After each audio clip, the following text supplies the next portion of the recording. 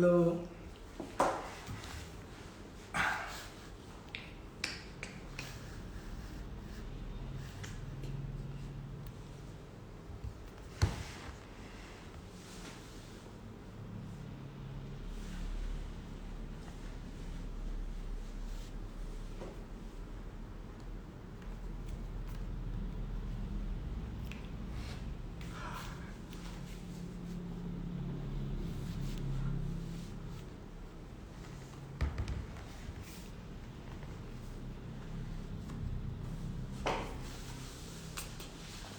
Halo guys, thank you udah join ya.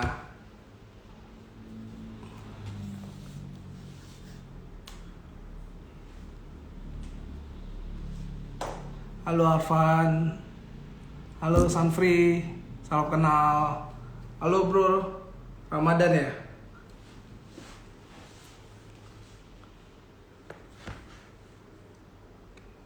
Halo.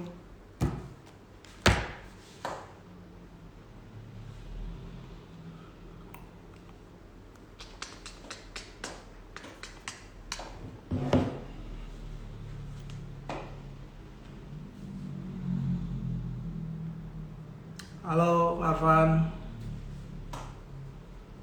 Halo Amirul.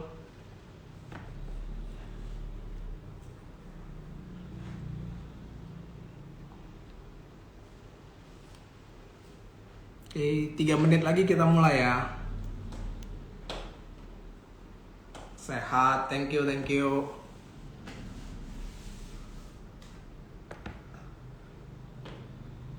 Halo Rizal.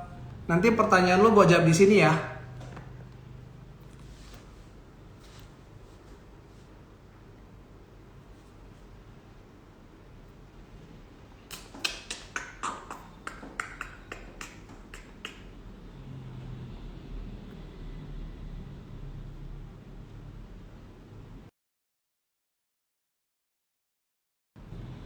Ini udah pada balik kerja apa belum nih?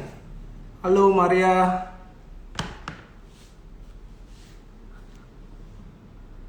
Pada masih di kantor atau udah di rumah nih?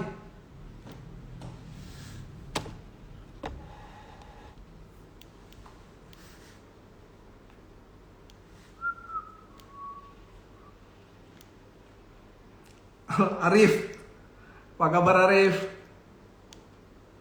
It's Ibu Tina.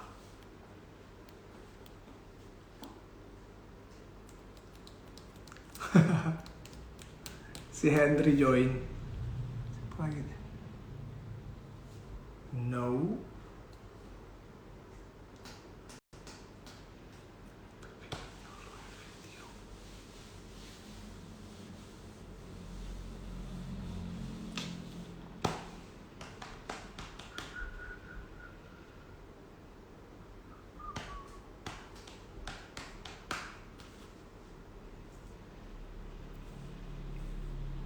Halo Fosins.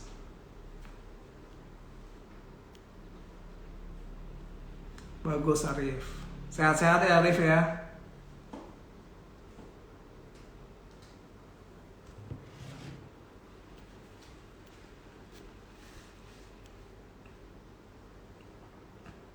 Oke, 1 menit lagi ya kita mulai ya. Halo Jonathan, gue.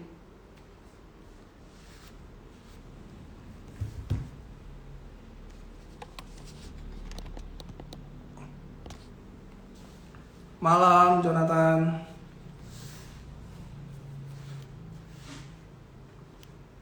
Halo Maria.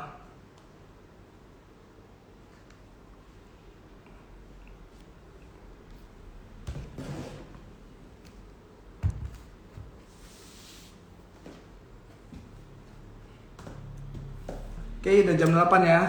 Oke, sekali lagi thank you semuanya udah join di live IG gua. Kali ini menyambung Zoom webinar kemarin yang dengan topik Being an Exporter. Kita karena kemarin banyak ada request dan maksudnya kemarin agak pendek cuma setengah jam dan masih banyak pertanyaan, jadi gua lanjut lagi hari ini di IG live ya. Untuk gue coba akan bikin summary dulu untuk Zoom Zoom webinar kemarin. Nah, jadi masih banyak teman-teman yang masih menanyakan gimana sih kok kalau kita mau ekspor, step-step awalnya apa aja gitu segala macam kan. Nah, gue coba gue coba kasih summary-nya lagi untuk Zoom webinar kemarin. Oke. Nah, jadi untuk teman-teman yang belum pernah tahu dunia ekspor impor itu seperti apa.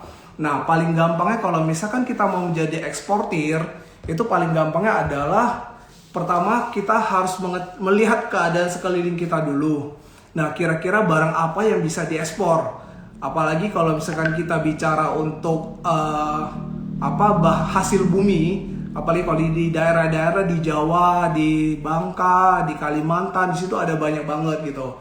Nah, jadi mungkin dari teman-teman sekalian bisa lebih aware dan melihat opportunity. Apa kira-kira yang bisa kalian garap gitu. Nah, contoh paling gampang misalkan di daerah kalian ada penghasil kopi. Nah, di situ setelah kalian tahu itu ada penghasil kopi, ada banyak petani kopi, kalian bisa cari tahu. Nah, cari tahunya apakah barang ini bisa diekspor atau tidak, itu gampang. Kalian cukup googling. Dan kalian di situ bisa cek googling based on HS code kopi. Oke. HS code itu adalah harmonization system. Itu gunanya adalah kalau bahasa awamnya itu adalah menyamakan persepsi suatu produk setiap negara. Karena setiap negara kan misalkan penamaannya tuh beda. Misalkan handphone. Handphone bisa aja di negara kita ngomongnya handphone, tapi di negara lain mungkin bukan handphone, mungkin aja pulpen gitu loh. Nah, terus ada perbedaan bahasa juga kan. Nah, makanya itu cara paling simpel adalah dengan melihat HS code. HS code itu udah disinkronkan semua negara, walaupun ada perbedaan sedikit di 2 digit belakangnya. Nah, jadi kalian cukup googling HS code kopi, di situ nanti akan keluar HS code-nya. Di situ ada 4 digit, ada 6 digit dan 8 digit. Yang benar HS code itu ada 8 digit. Dan umumnya tiap negara itu ada perbedaan di 2 digit paling belakang. Oke. Nah, setelah kalian dapat HS code 8 digit tersebut, kalian bisa buka website insw.go.id. Di situ kalau untuk detailnya mau klik bagian mana bisa lihat di channel YouTube gua, ada di bio Instagram gua juga. Di situ ada gua buka, kalian bisa lihat. Nah, di situ ada cara-cara dan di situ nanti ada penjelasannya. Misalkan 8 digit 1 2 3 4 sampai 8, kalian bisa cek apakah digit tersebut yang kalian googling itu sesuai dengan komoditi kalian apa tidak. Nah, kalian di situ ada penjabarannya, kalian bisa lihat sendiri penjabarannya apakah sesuai apa enggak. Kalau enggak sesuai, kalian bisa ganti, kalian rubah digit belakangnya, 2 digit di belakangnya. Jadi di situ pada saat kalian masukin 6 digit HS code, di situ akan keluar semua 8 digit HS code-nya itu misalkan 01, 02, 03 semuanya akan keluar. Di situ kalian baca pelan-pelan penjabarannya yang mana HS code yang paling cocok dengan kriteria kalian. Nah, makanya kalau misalkan banyak teman-teman yang nanya gua, kok kalau misalkan arang berikat HS code-nya apa? Kalau misalkan lada HS code-nya apa? Gue juga susah jawab karena gue nggak ngerti produk gitu loh. Cuman gue coba bantu, gue coba baca-baca. Biasanya sih setelah gue baca, gue nggak ngerti, gue kickback lagi ke orang tersebut. Gue tanya, bro, ini bener gak penjabarannya begini? Nah, oke. Nah, itu pertama cara untuk mengecek HS code. Dan di situ pada saat di INSW tersebut, kalian bisa lihat di paling bawah, di situ ada import lartas dan ekspor lartas. Di situ kalian bisa lihat. Kalau misalkan kalian tujuan adalah ekspor, kalian cukup lihat di paling bawah bagian ekspornya. Kalau misalkan lartas ya tidak ada lartas, tidak ditemukan, nggak ditulis apa-apa, itu berarti tidak ada lartas, berarti kalian bisa ekspor menggunakan izin biasa, izin ekspor biasa. Tapi kalau untuk kopi itu ada kena IT kopi. Jadi itu namanya lartas. Jadi kalian harus mengajukan lagi IT tersebut. Itu kenapa sebelum kalian melakukan ekspor, kalian harus make sure dulu kalau barang itu bisa diekspor dan dokumennya itu apa. Oke. Nah, misalkan kalian mau ekspor kopi dan kalian sudah tahu itu dikenakan IT kopi, ada lartas IT kopinya. Kalian tinggal mengecek cara pengurusan IT Kopi itu seribet apa? Nah, kalau memang nggak terlalu ribet, oke, berarti kalian bisa go ahead. Next step-nya apa? Next step-nya adalah kalian mencari buyer.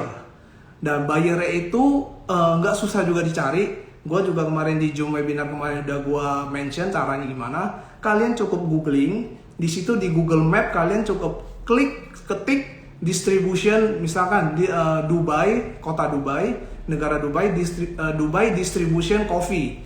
Di situ akan keluar semua distribusi kopi. Kalian tinggal klik dan kalian cari alamat email mereka untuk kirim email. Oke, misalkan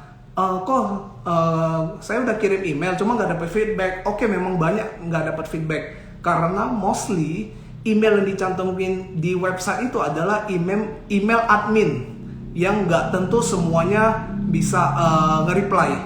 Nah, cara lainnya apa? Cara lainnya adalah kalian bisa masuk ke website hunter.io. Oke, di situ kalian tinggal sign up. Nanti di situ kalian tinggal masukin website perusahaan dia. Di situ akan keluar alamat-alamat email. Biasanya itu adalah alamat email yang lebih spesifik. Jadi kalian kalau memang di situ ada alamat email, lebih baik kalian kirim ke email tersebut dibanding email yang di website.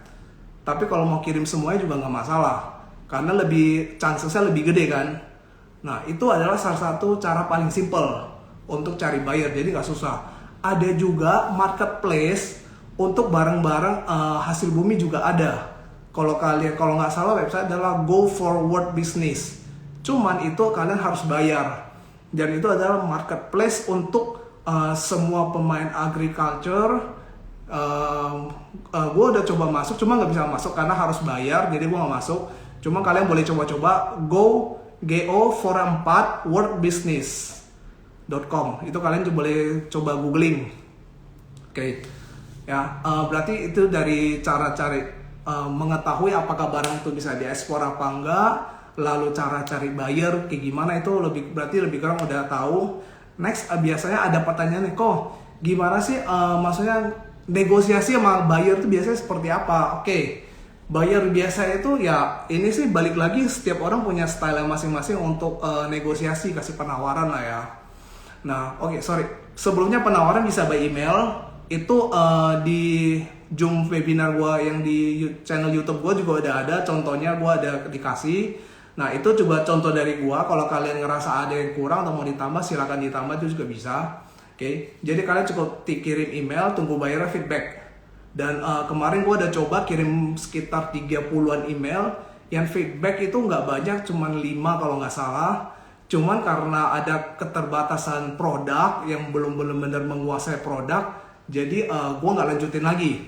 Jadi mungkin di teman-teman di sini kalau ada yang punya produk kayak kopi, lada putih, arang briket, boleh info gue. Tapi make sure semua data-datanya, speknya semua lengkap. Jadi gue enak maksudnya pas counter ke mereka gitu. Ya, oke, next berarti tadi cara cari buyer, terus mengenai negosiasi dengan customer. Nah, biasanya semua orang punya style masing-masing. Kalau gue biasanya gue kasih penawaran, cuman gue udah kasih harga, biasanya gue nggak akan ngejar-ngejar dia terus. Karena setiap kita kasih penawaran pasti dibilang itu mahal. Itu wajar, semua orang pasti begitu. Begitu juga dengan kita kalau mau beli barang pasti nawar dulu, itu wajar. Cuman kalau gue nggak mau begitu dibilang mahal langsung gue kerjakan. Emangnya maunya berapa duit, bla bla bla bla gitu. Nah, gue biasanya nggak mau kayak begitu. Karena ya kita di sini bermain psikologi lah. Jadi ya kalau dia butuh, dia pasti akan cari gua lagi gitu loh. Kecuali misalkan udah 3 hari nggak ada kabar, oke, gua follow up nggak masalah gitu loh. Cuman jangan terlalu yang kelihatan terkesan kalau kita itu butuh dia banget gitu loh. Nah, terus biasa mengenai negosiasi. Nah, tapi itu step-step lain tuh misalkan negosiasinya oke. Nah, biasanya mereka akan minta dokumen-dokumen ataupun sampel. Nah, sampel biasa kita kirim ke mereka. Kirim bisa by FedEx, TNT, atau itu juga bisa minta sampel. Biasa paling minta dokumen. Nah, terus kadang ada pertanyaan lagi, kok si buyer nih biasanya dia bakal survei ke kita apa enggak? Survei ke Indonesia gitu. Biasanya mereka akan survei, apalagi kalau misalnya supplier baru. Nah, Makanya itu menjadi tantangan kita tersendiri juga. Maksudnya kita benar-benar harus nge-treat produk, dan kita lebih bagus lagi kalau kita ada office. Nah itu makanya jadi kelihatan kita benar-benar profesional. Nah terus nextnya lagi, kalau misalkan kita mau lebih profesional, itu harus bikin website. Website itu jadi di situ kita bergerak sebagai perusahaan trading. Dan untuk website ini terus terang gua udah bikin juga, gua lagi proses untuk bikin websitenya, website tradingnya. Nah jadi kalau misalnya ada teman-teman yang udah ketemu buyer, cuman teman-teman belum ada website atau apapun itu, mau nebeng silakan, monggo. Cuman atas approval gua. Nah nanti gua akan bantu follow up juga untuk ke buyernya, atau tektokan administrasi segala macam gimana. Tuh. Oke. Sampai sini kira-kira ada yang masih bingung nggak? Kalau udah ngerti, gua mau coba ngejawab pertanyaan yang tadi siang masuk ke gua semuanya. Ini ada beberapa juga. Oke.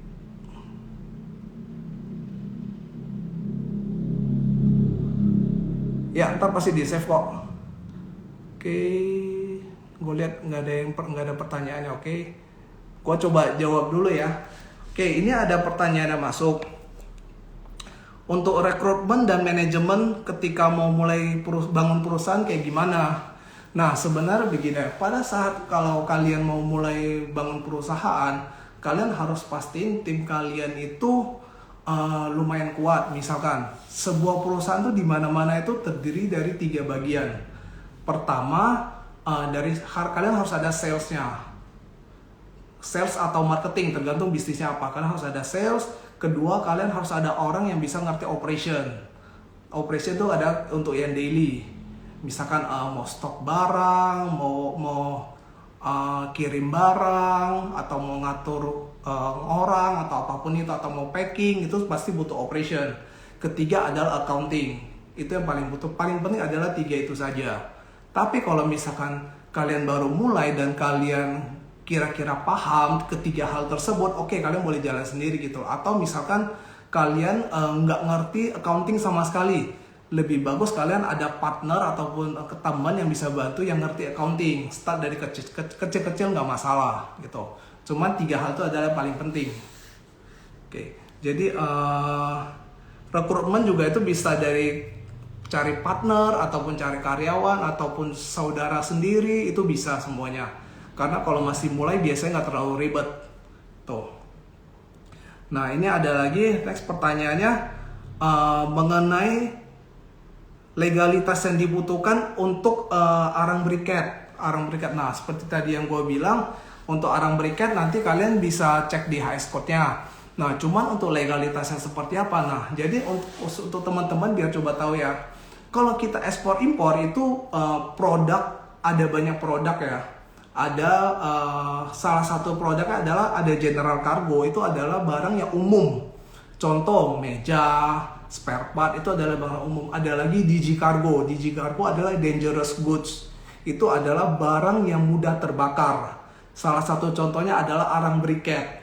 Nah, oleh karena itu untuk barang-barang DG itu biasanya kita harus apply namanya MSDS. Nah, MSDS itu MSDS sertifikat, dan kalian ngajuin MSDS sertifikatnya itu ada tempatnya juga. Nah nanti kalau misalkan gue lupa nama tempatnya apa, nanti bisa DM ke gue, nanti gue kirim linknya. Nah kalian bisa ngajuin ke MSDS tersebut untuk ngajuin sertifikat. Di situ nanti barang kalian arang briket itu akan dites, dilihat kalorinya ada berapa, terus kelembapannya berapa, karbonnya berapa, burning time-nya berapa, itu semuanya nanti ada di MSDS tersebut. Dan MSDS itu juga nanti dibutuhkan untuk kita kasih ke pelayaran pada saat kita mau booking kontainer. Nah, oke. Nah, jadi semua ada step-stepnya, dan itu kalian harus make sure itu semua juga sebelum kalian jalanin itu semua. Dan kalau nggak ngerti bisa nanya gue, nggak masalah, di DM bisa, nanti gue jawab. Ya. Terus next ini ada juga beberapa pertanyaan. Kalau mulai dari nol lebih baik siapkan barang dulu atau pasar dulu? Nah kalau itu balik lagi, kalian jualan apa? misalkan nih kalian tergantung sikon ya. Misalkan nih gua ada temen pabrik pulpen. Nah, gua kan udah ada barangnya dong. Nah, ya udah berarti next step gua tinggal cari buyer. Iya kan, bener kan? Nah, atau kebalikannya. Oh, gua ada temen di Cina lagi cari furniture, lagi cari meja. Nah, berarti kan gua ada buyer. Next gua tinggal cari supplier gitu loh. Nah, jadi itu semuanya sama aja, mau mulai dari mana juga sama. Tergantung kita punyanya apa dulu gitu loh. Kalau kita ada supplier, kita cari buyer. Kita ada buyer, kita cari supplier gitu. Oke. Next, berapa persen margin profit yang kita ambil dalam mengekspor komoditas? Nah, umumnya kalau misalkan kita bisnis di Indonesia itu barang-barang umum, kita bicara barang-barang umum, itu umumnya adalah margin 10%. Tapi kalau misalkan barang yang benar-benar fast moving kadang bisa di bawah 10%. Itu 10% adalah angka untuk gross profit. Jadi kalian masih nanti akan potong OPEX, operational cost. Itu ada gaji, ada listrik, ada internet, apapun itu. Nah, itu umumnya begitu. Tapi kalau misalkan barang-barang yang nggak biasa, contoh sarang burung walet. Nah, sarang burung walet itu marginnya gede banget. Itu kalau nggak salah bisa sampai 50% gitu loh. Cuman kalau kita mau ekspor sarang burung walet itu izinnya susahnya minta ampun. Dan terus terang sekarang gue lagi mengajukan untuk izin sarang burung walet ini gitu. Jadi baik lagi semua tergantung produk ya. Oke. Next, jenis pembayaran pakai LC dan yang paling aman pakai LC apa? Nah, LC setahu gue cuma ada satu. Oke, jadi LC adalah letter of credit, itu kita memakai third party dari pihak bank. Jadi tergantung agreement kita dengan buyer, apakah LC itu pada saat kita submit dokumen, duit akan cair 100% atau tidak, itu tergantung agreement kita. Oke, nah jadi itu prosesnya adalah, kalau kita mau ekspor barang, pada saat kita masukin barang dalam kontainer lewatin bea cukai, masuk ke atas kapal, begitu kapal berangkat itu akan terbit namanya bill of lading. Jadi bukan sertifikat sih, surat bill of lading. Bill of lading atau kita sebut BL itu gunanya untuk si buyer mengeluarkan barang dari pelabuhan misalkan ke Dubai. Nah, jadi BL itu dikirim ke Dubai. Itu sampai di Dubai, BL itu akan diganti DO, delivery order. Dan delivery order itu ya nanti akan digunakan untuk tarik kontainer dari pelabuhan. Jadi BL itu sangat penting. Kalau sampai BL itu hilang, itu kalian ngurusnya tuh ribet banget. Karena kalian harus ke polisi, lapor kehilangan. Dan untuk dapetin BL-nya lagi dari pelayaran, itu tergantung pelayaran. Ada pelayaran yang mengharuskan deposit uang senilai barang tersebut. Misalkan barang kalian 1M, kalian harus deposit 1M ke pelayaran tersebut. Itu tiap-tiap pelayaran beda-beda. Kenapa? Karena kalau untuk jaga-jaga pelayaran itu, misalkan kalau kita bohong kalau itu sebenarnya barang orang lain, tapi kita ngaku-ngaku barang kita. Nah, duit kita ditahan. Kalau misalnya ada yang ngeklaim, ya dia pakai uang deposit itu untuk jaminan. Gitu. Jadi BL itu sangat penting. Dan proses LC biasanya pada saat kapal sudah berangkat kita dapat BL itu yang kita kasih ke bank. Misalkan banknya melalui HSBC. Kita kasih LC itu ke bank HSBC, dia akan mengecek dokumen-dokumen kita sudah sesuai dengan yang diminta oleh si buyer apa belum. Kalau misalkan udah sesuai, duit akan langsung cair ke rekening kita. Dan duit yang cair berapa persen itu tergantung agreement kita pada saat awal kita ngajuin LC. Tapi kalau misalkan ada kekurangan dokumen atau ada kesalahan penulisan di dokumen, biasa kita akan dikenakan denda. Itu namanya discrepancy. Itu per kesalahan kita akan dikenakan denda. Cuma setahu gua sih nominal nggak gede, cuma puluhan dolar. Tuh. Oke, jadi udah jelas ya. Oke, next cara menentukan harga. Nah, cara menentukan harga itu balik lagi. Kalian harus lihat komoditinya apa. Biasa kita cari tahu gitu loh. Misalkan kita jualan barang, kita kan bisa market research dulu. Market research ada banyak caranya. Kalian bisa paling gampang sebenarnya by googling. Kalau lokal kita gampang, kita tinggal tanya ke misalkan kayak gua kan ada jualan kayak barang-barang material building. Gua tinggal tanya ke toko. Biasanya, Pak, biasa Bapak dapat harga berapa? Oh, dapat harga sekian. Kita hitung. Oh, oke. berarti nanya ke beberapa toko, berarti itu jadi acuan kita. Tapi kalau kita ekspor itu memang agak susah. Tapi biasanya paling gampang adalah kalian coba ngambil margin lebih kurang 10% dulu, tergantung produk ya. Tapi kalau produk umum kalian coba ngambil lebih kurang 15% lah. Kalian ngambil up 15%, nanti baru negosiasi dengan customer gitu. Cuman biasanya cara gua, kalau misalnya gua up agak tinggi, biasanya gua rajin follow up. Karena gua tahu harga gua kayaknya kemahalan. Tapi daripada nanti nyesel kasih harga kemurahan, ya mendingan mendingan kita kasih mahal dulu, tapi follow up-nya lebih intens gitu.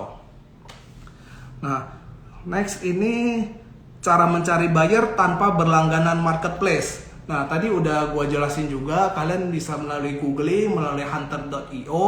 Di situ kalian bisa dapat email-emailnya, kalian emailin blast email aja.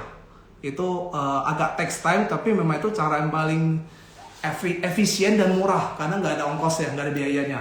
Dibanding kalian lewat marketplace berbayar, itu kan ada costnya juga kan.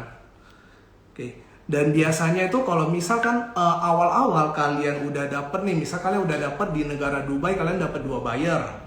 Nah, biasa kalau komunikasi udah jalan rutin, kalian bisa kembangin bisnis dengan buyer kalian. Kalian bisa nanya, buyer, ini gue kemarin kan jualan arang briket, sekarang gue ada kelapa nih. Nah, sekarang gue ada CPO, sekarang gue ada ini. Nah, lu bisa cariin buyer nggak? Nah, kita gantian, jadi ibarat dia adalah agent kita. Jadi tinggal dia mencari pasarnya, dia ada, kita supply barang. Nah, makanya itu untuk awal-awal itu paling penting, yang bagi yang mau belajar ekspor, paling penting itu jangan terlalu jual mahal, jangan terlalu mau margin gede. Yang penting kalian ada market, ada customer dulu. Karena itu jadi tempat kalian untuk belajar. Oke, next. Sebagai trader, kalau bayarnya mau kunjungan pabrik atau kebun gimana kok? Ya nggak apa-apa, tinggal kunjungan aja, nggak masalah gitu loh.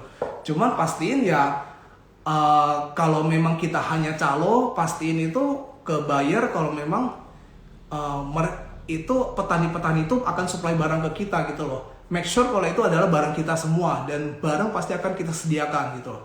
Jadi ya ngobrol seprofesional mungkin lah. Nah, kalau ada office lebih bagus lagi, jadi mereka lebih percaya gitu. Oke, step awal jadi eksportir tadi udah dijelasin ya.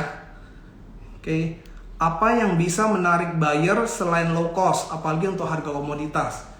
Nah, untuk barang komoditas sebenarnya kan sudah sangat umum, sudah sangat banyak orang yang ekspor dan udah tahu harga juga. Jadi memang udah biaya itu udah susah sih.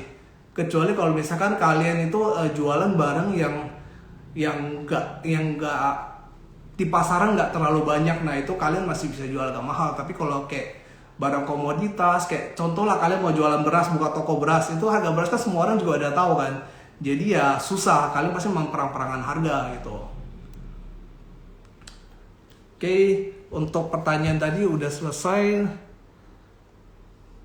Gue coba lihat di komen ya, kira-kira ada pertanyaan lagi bang.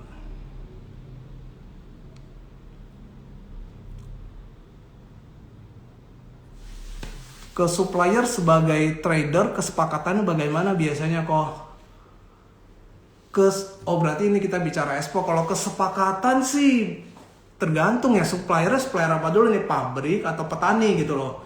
Nah, terus terang kalau petani gue belum ada pengalaman. Cuman setahu gue ke petani biasa kan kayak contoh kayak tengkulak gitu kan.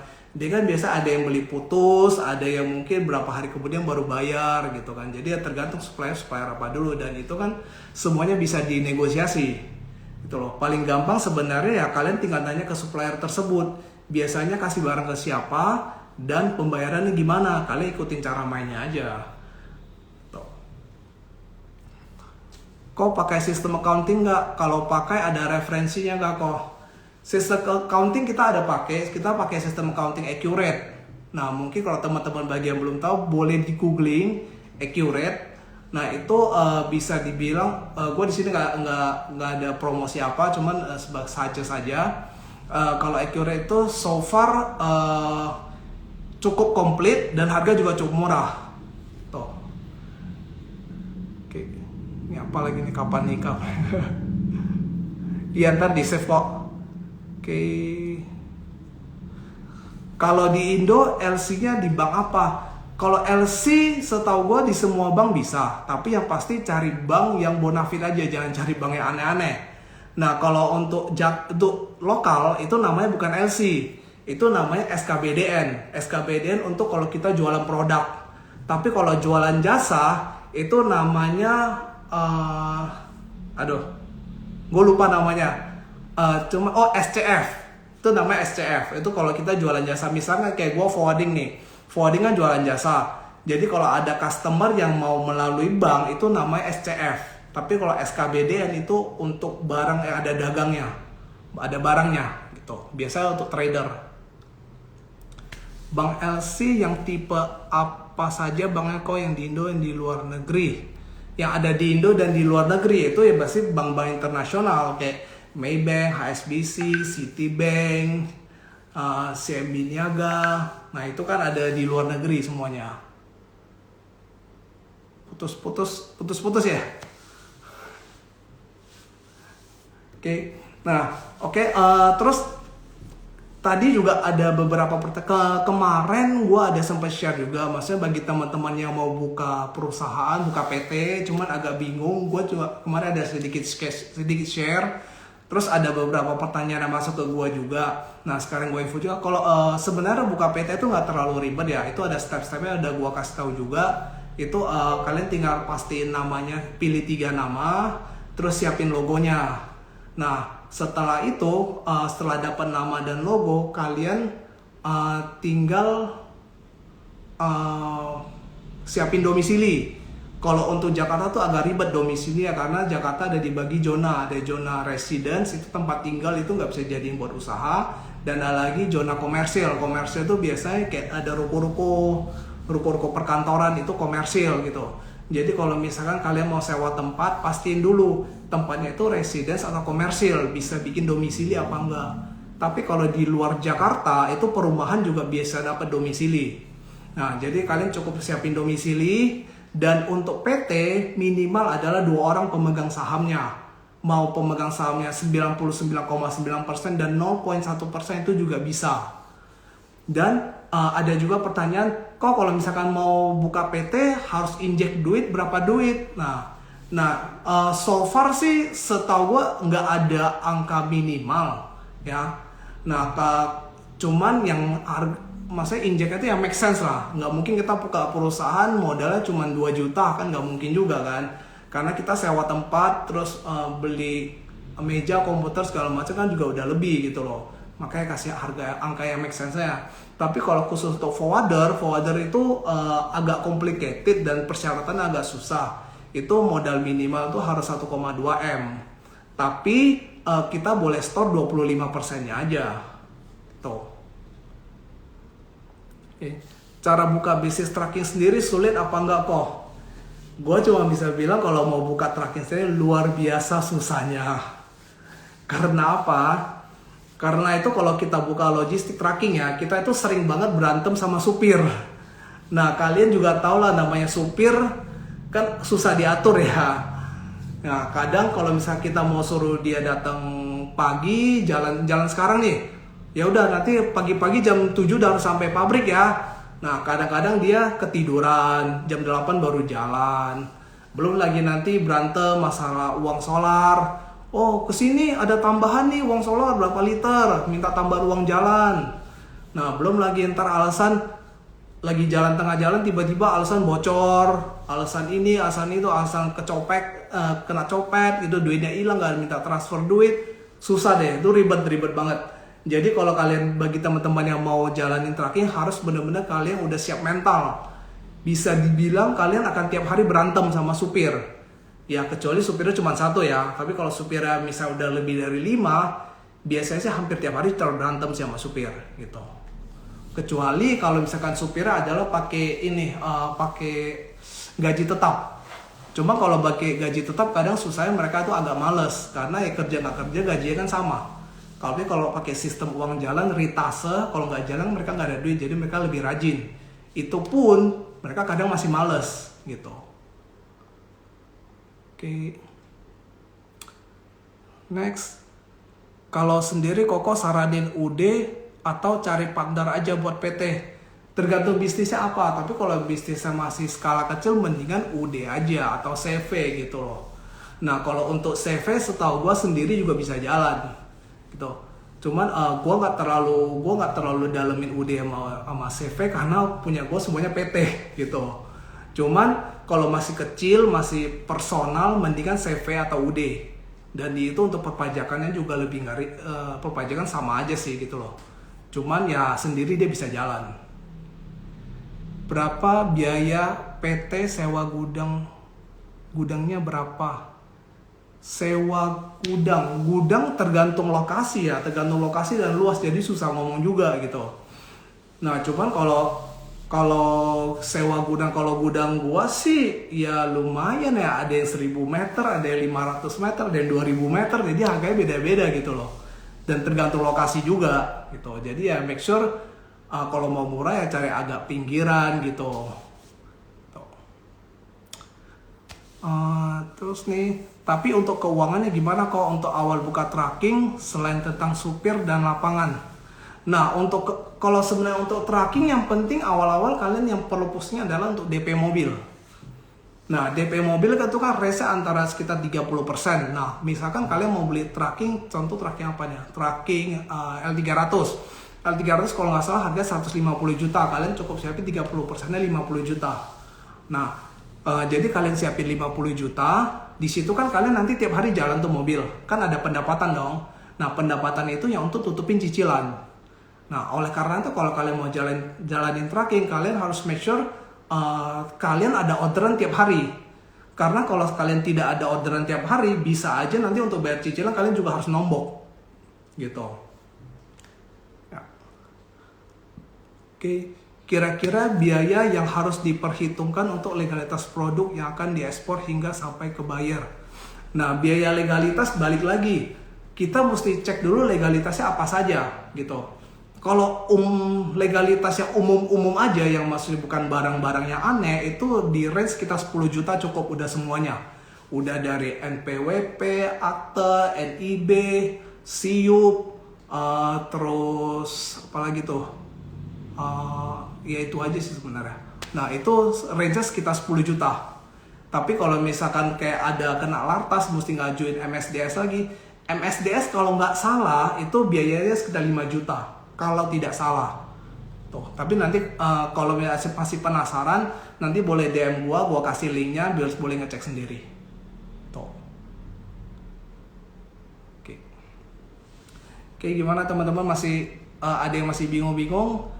Mungkin untuk ekspor impor tadi pagi gue juga ada share ya, untuk ekspor itu belum tentu bukan hanya hasil bumi yang bisa diekspor ya, sebenarnya banyak yang bisa diekspor.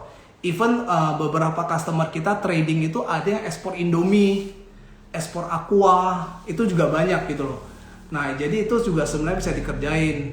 Dan kayak contoh perikanan juga kan Indonesia salah satu penghasil perikanan terbesar di dunia, karena kan 2/3 wilayah kita kan adalah air gitu. Nah kemarin juga ada teman juga satu yang dia bermain di perikanan juga, ada nanya-nanya sharing juga gimana cara ekspor, udah gua arahin juga cara-caranya gimana, ya mudah-mudahan bisa dapat feedback bagus. Sekarang dia lagi ngecek untuk legalitasnya gitu. Ya ntar di save kok. Terus Koko awal ngebangun Voda yang tracking ini gimana? Wah ini sih panjang sih ceritanya sih. Cuman terus terang kalau gue awal-awal sih nggak kepikiran mau jalanin tracking sama sekali. Itu karena gue tahu itu sangat complicated dan sangat pusing. Karena kalau misalkan gue jalanin tracking, gue harus siap-siap langsung nggak tidur gitu loh. Nah kalau untuk tracking sendiri ini kebetulan memang ada customer gue waktu itu request banyak banget tracking. Awalnya gue masih pakai vendor gitu, cuman makin lama ini kok kayaknya nggak worth it dijalanin, karena selama ini kan gue bayar cash, terus bayarnya juga agak mahal dibanding harga pasaran. Karena gue kan orangnya nggak mau pusing juga kan, jadi maunya gue bayar mahal tapi supir semua datang on time, gue nggak mau ada telat gitu loh. Nah cuman at one point ada temen gue kebetulan dia punya pengalaman di sini juga dan dia bersedia bantu gitu. Nah itulah awal mula kenapa gue bisa start tracking juga gitu. Jadi karena bisa dibilang karena ada teman gue ini, jadi gue ada divisi logistik ini gitu. Karena kalau misalkan tanpa dia, kalau gue jalanin sendiri, gue sih nggak bisa kerjain yang lain lagi. Gue bakal fokus 100% di tracking doang gitu. Oke, halo Bro Dani, apa kabar? Oke, dan untuk di sini gue sih sebenarnya mensupport kalian untuk bikin bisnis sebenarnya ya, nggak harus ekspor doang. Dan kalau misalkan kalian interest untuk impor juga gue support. Dan kalau misalkan kalian butuh bantuan, butuh advice, gue akan kasih advice juga. Cuman kenapa gue lebih mensupport ekspor, karena kan sebenarnya Indonesia tuh potensinya gede banget. Cuman selama ini kan dinikmatin bukan oleh petani-petani kita, malahan dinikmatin oleh orang-orang luar. Kalau mungkin orang-orang daerah juga tahu banyak orang-orang dari Cina, dari India, dari mana pada semuanya datang. Even orang dari Belanda juga ada yang datang ke Indo. Untuk kemarin ada nyari produk kopi kalau nggak salah, ada sempat gua email, ada feedback, dan dia udah orang Belanda udah stay di Indo 7 tahun, bahasa Indonesia juga udah fasih gitu loh. Nah jadi sangat disayangkan gitu loh, kenapa kita sebagai orang Indo nggak kita aja yang mengutilize ini semua gitu loh, mengambil kesempatan itu untuk diekspor gitu loh. Kenapa harus orang luar jauh-jauh datang ke Indo, mereka nikmatin gitu loh, sedangkan harga-harga petani kita semua dipres semurah mungkin gitu. Jadi kenapa nggak kita aja ekspor gitu. Nah itu sebenarnya kenapa gue mensupport ekspor banget, karena itu gitu. Tapi kalau untuk teman-teman yang misalkan mau sharing untuk impor ataupun bisnis lokal, gue nggak masalah, gue don't mind kok. Nah mungkin kayak misalkan ada yang kerja online atau buka toko, nah mau sharing gimana nih cara kembangin bisnis apa segala macam, itu gue welcome kok gitu. Ya ntar di save ya.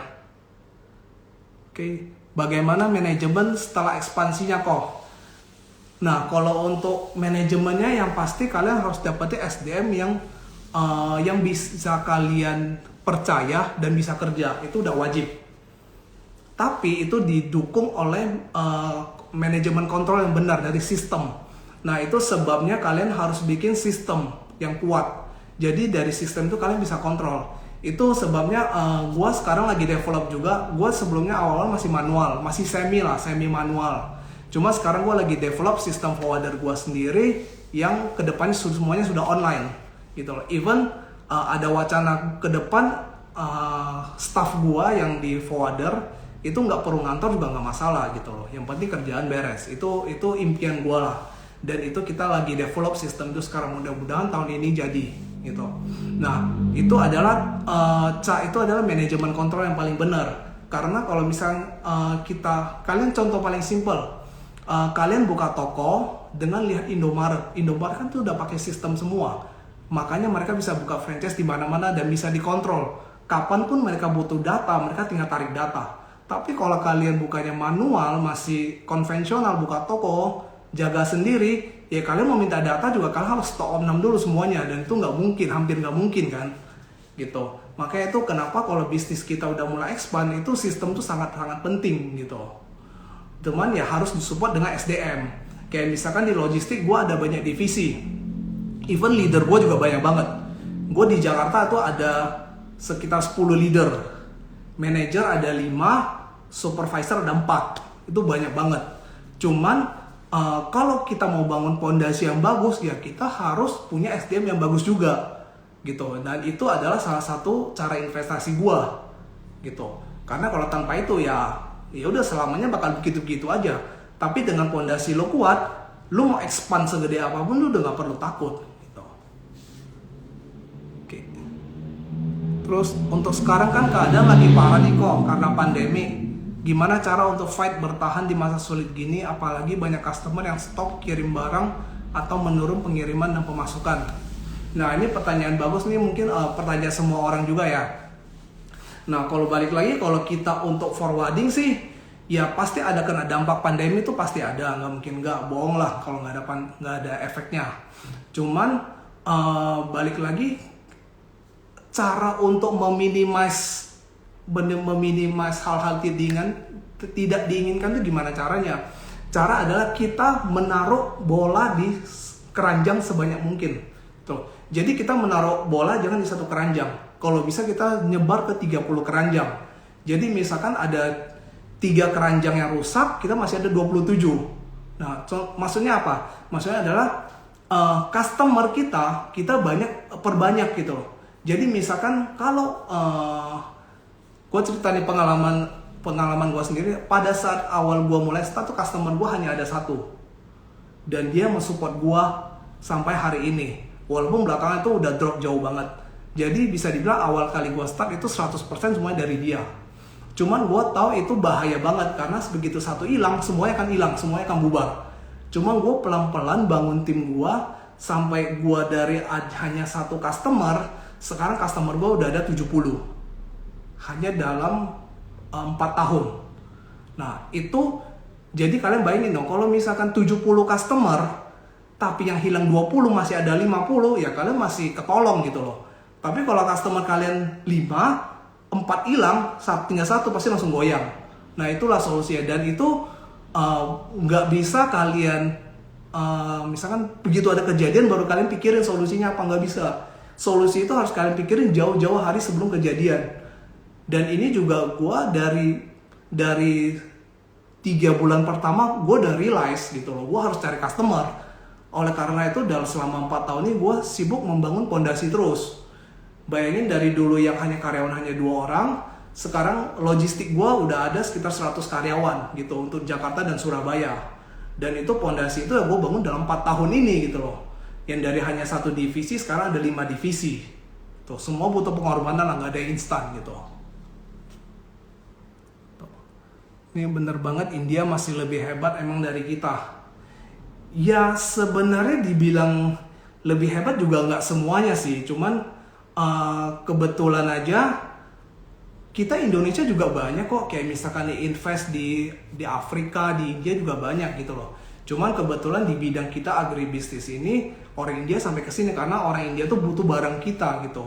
Dan kenapa kita nggak fight sama orang India gitu loh? Sebenarnya kalau kita mau fight kan bisa aja, karena kita orang lokal, mereka tuh pendatang gitu loh. Nah tergantung dari kitanya mau apa tidak gitu loh. Ya mungkin bagi teman-teman yang di daerah mungkin kurang pengetahuan, is okay gitu loh. Cuman sekarang gua rasa kan udah zaman teknologi nih, semua bisa buy online, kalian bisa cari informasi buy online juga. Nah kalau memang kebetulan teman-teman ada di kenal sama gua, bisa nanya juga, nanti gua bisa sharing, kasih input-input seperti apa gitu loh. Even kalau perlu gua guide, gua juga nggak masalah gitu loh. Gua guide ke lu orang sampai lu orang berhasil gitu. Karena target gua di sini, gua mau guide orang sampai ada yang berhasil gitu. Gua nggak mau nanti cuma dikatain cuma omdo doang, cuma pengen ngomong doang, pengen bantu, tapi kenyataan nggak bantu gitu. Gua pasti akan bantu selama lu bener-bener emang mau niat belajar gitu. Nah, ada beberapa teman-teman di sini yang lumayan intens nih, cek gua terus gitu kan, maksudnya minta info-info, gua pasti selalu jawab kok gitu. Cuma walaupun kadang agak slow respon, cuman gua nggak mau, gua lebih prefer kasih lu alat pancing dibanding kasih lu ikannya, gitu. Jadi ya, gua akan kasih tahu cara-cara seperti apa, lu jalan sendiri gitu loh. Karena nanti yang nikmati hasil kan lu sendiri gitu. Nah, gua nggak mungkin bisa kasih ikan ke semua orang. Misalkan ada 300 orang nanya, nggak mungkin gua kasih 300 ikan kan. Gua prefer kasih 300 alat pancing, kalian mancing sendiri. Yang bisa dapat ikan apa enggak tergantung diri kalian sendiri gitu. Kalau boleh tahu udah ngejalanin bisnis berapa tahun kok? Gua pertama kali bisnis itu bulan Juni 2016. Berarti 4 tahun, berapa tuh? 4 tahun 5 bulan ya. Itu pertama kali gue jalanin bisnis. Cara jaga customer yang baik gimana kok? Nah kalau cara jaga customer pastinya sih kita harus kasih service yang terbaik buat mereka gitu. Jangan sampai mereka ada komplain. Itu pertama, itu udah paling utama. Service pertama. Kedua adalah relation kita. Kita harus ada pendekatan juga, ada bonding juga dengan customer kita. Bikin customer nyaman dengan kita. Karena terus terang di customer gue juga ada beberapa yang walaupun harga gue lebih tinggi dibanding kompetitor, tapi dia tetap support ke gue karena dia udah nyaman dengan service gue dan juga dia udah nyaman dengan sales kita gitu loh. tiap kali di kontak gampang. Bayangin kalau mereka kontak aja itu responnya lama banget, ya mereka gak bakal mau harga lu semurah apapun mereka nggak mungkin akan support. Ketiga baru harga. Kalau di bidang gua ya, karena gua forwarder adalah bidang jasa. Tapi kalau kita adalah jualan produk, udah kita pasti harus harga dulu gitu. Harga paling murah, kedua baru bonding dengan customer gitu. Karena tapi kalau kadang kita dekat sama customer akan kasih kita bocoran. Misalnya, kompetitor nih turunin harga nih sekian, lu bisa samain nggak? Oke, gue bisa samain, ya udah gue turunin, dia tetap ngambil sama kita. Tapi kalau customer yang nggak suka sama kita, ya dia nggak akan info apapun gitu loh. Jadi itu ya, maksudnya bonding sama customer itu, relation tuh mesti kuat banget. Cara nge-goal customer biar customer bisa percaya banget dan berpartner sama kita gimana. Karena beberapa customer kadang udah 80% kelihatan udah mau deal, tapi ujung-ujungnya nggak deal. Nah itu gue juga sering ngalamin sih. Sebenarnya kalau gue mau sharing dulu saat gue masih sebagai karyawan, sebagai sales, percaya nggak percaya, gue pernah selama 1 tahun itu nggak dapet customer sama sekali gitu. Dan itu kenapa?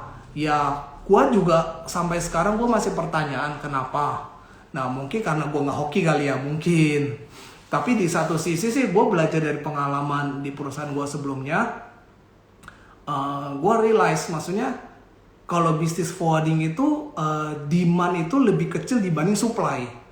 Forwarding itu sudah terlalu banyak, sedangkan ekspor impor kita itu nggak bener-bener growth seperti growth-nya forwarding. Karena kan banyak orang seperti gua juga yang kerja-kerja akhirnya buka sendiri, akhirnya kan forwarding jadi banyak. Nah di situ gua realize supply udah melebihi demand. Jadi kalau kita mau dapetin customer, dapetin support, kita harus ada nilai plus gitu loh. Dan itu yang gua rasa nggak ada di gua di dulu gitu loh. Oleh karena itu sekarang di perusahaan gua ini gua selalu bikin ini perusahaan adalah one stop service. Kita ada semua service gitu loh. Dan semuanya adalah own service, bukan pakai vendor, bukan pakai orang lagi gitu. Jadi semua own service, kita start dari forwarding, start dari PPJK, tracking, even kalau nanti ke depan ada warehouse, kita akan develop warehouse juga gitu. Nah itu jadi kalian harus temuin maksudnya kekurangan kalian apa gitu loh dibanding kompetitor. Nah untuk dapat dealing dengan customer, yaitu susah juga. Intinya kalian harus cari tahu gitu kenapa customer gak deal gitu loh. Apakah dia ada something dengan yang eksis sekarang, atau karena dia males ganti-ganti yang baru, atau apa, itu kalian harus cari tahu gitu. Dan itu ya kalian harus pendekatan terus, itu ada tugasnya sales. Kok gimana bangun sinergi usahanya? Nah kalau sinergi usaha ya maksudnya dari pribadi masing-masing ya maksudnya. Kalau gimana cara kalian melihat opportunity gitu.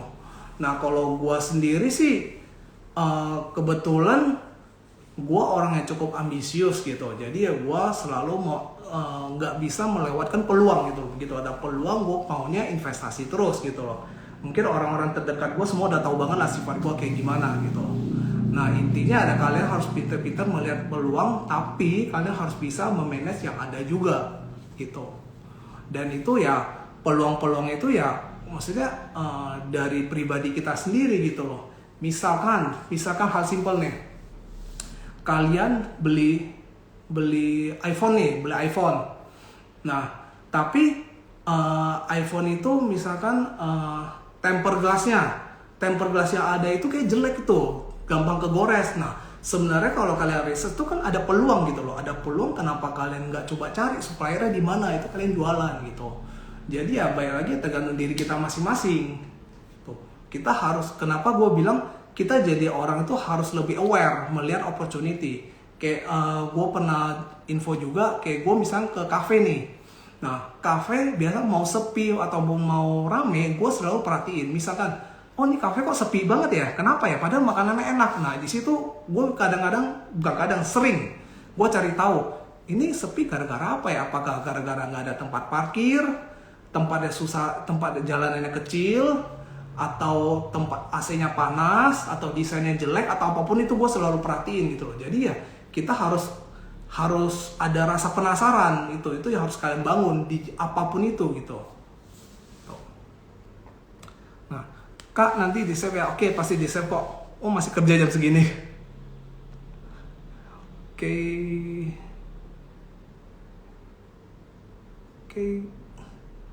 Ops. Ini ada next lagi.